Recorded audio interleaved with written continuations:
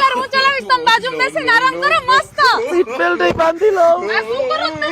એક કાયમીનો આરામ ન થઈ જાય. ઈ તો બધું ઠીક થવા છે, રસ્તો કેમ ખાલી ખાલી દેખાય છે? અરે આટલા બધા લોકો તો છે રસ્તા ઉપર. એ તો ચશ્મા પહેરીને જોય. તો તમારે ચશ્મા યાદ કરાવાય ને. હા, પેલી તો ભરવી નાખીશ. જો તમારી ચા પી લ્યો. અરે વાહ, લાવ લાવ લાવ, ચા આવી ગઈ.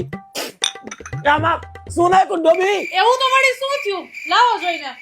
અરે ભૂલથી છાશ નખાઈ ગઈ દૂધની જગ્યાએ.